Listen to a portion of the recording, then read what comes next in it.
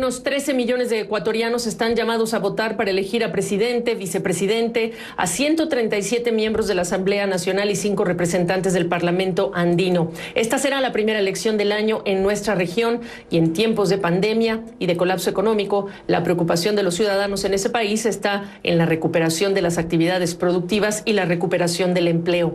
Las ideas de Andrés Araúz, el candidato de la coalición Unión por la Esperanza, contrastan con las de su opositor, el candidato Guillermo Lasso, de Creando Oportunidades. El respaldo de Rafael Correa, expresidente, quien vio frustrada su intención de convertirse en candidato a vicepresidente, bueno, pues es también un factor que está inmerso en esto que es la justa electoral.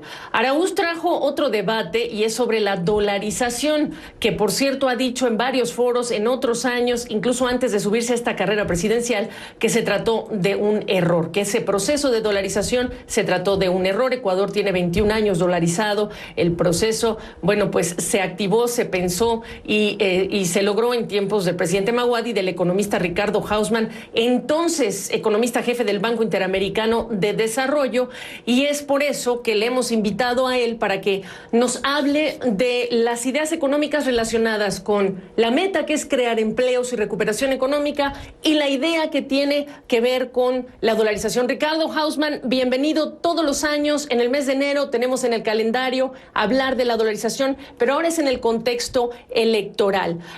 Aquí no se trata de hablar de si es un error o es un acierto, pero es el momento actual de levantar este esquema cuando estamos hablando de circuitos de monedas que ha propuesto Araúz para establecer o para ayudar en momentos difíciles. Yo creo que en el caso del Ecuador, para manejar la crisis del año 99, la dolarización funcionó maravillosamente bien y ha acompañado bien al país desde ese entonces.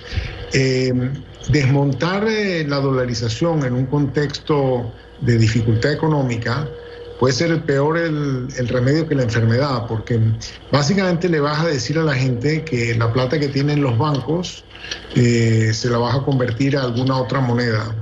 La gente va a anticipar que si eso va a pasar, va a perder valor sus depósitos en los bancos. Entonces va a tratar de sacar el dinero antes de que se lo conviertan.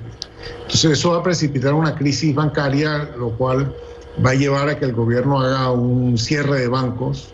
Y eso va a llevar entonces a que cuando el gobierno ahora quiere emitir una deuda o cuando la gente quiere emitir una deuda en esta nueva moneda, la gente no le va a tener confianza, las tasas de interés sobre esta nueva moneda se van a disparar, el crédito se va a paralizar, los bancos van a estar problemados, de modo que la transición puede ser increíblemente traumática y por eso digo, sí, o sea, que es mucho peor el remedio que la enfermedad.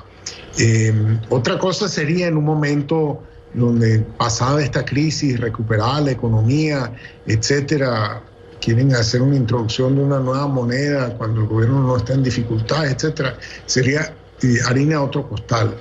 Pero en medio de esta crisis creo que hay una fuente increíble de inestabilidad. Va a crear una crisis bancaria instantánea.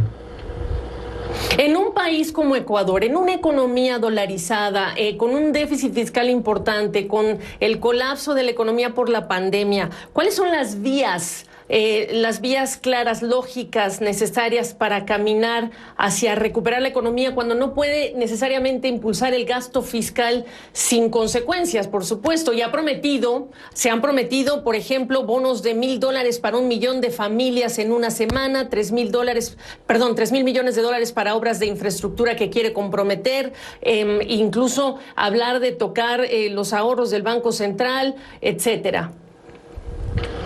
Mira, yo creo que aquí no hay, muchas formas de ser demasiado creativo.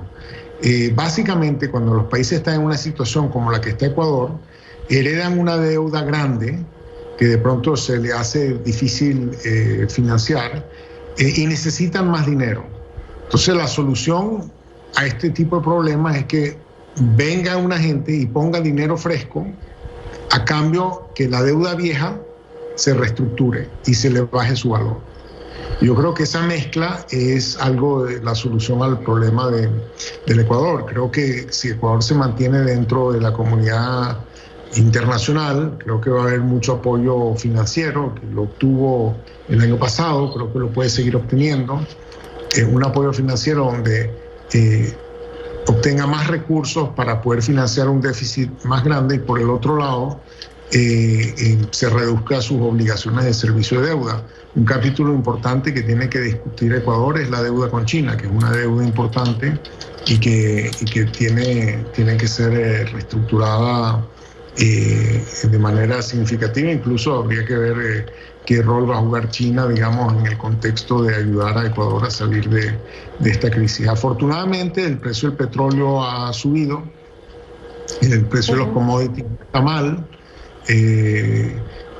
Digamos que es posible que, digamos, el año 2021 sea un año más fácil, pero creo que hay que entender los límites de las cosas, porque uno a la hora de pagar no van a tener cómo pagarle los bonos a las familias, etcétera, si no tienen el dinero en caja.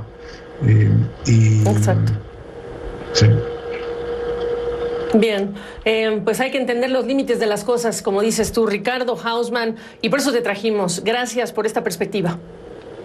No, gracias a ti. Muchas gracias por la invitación.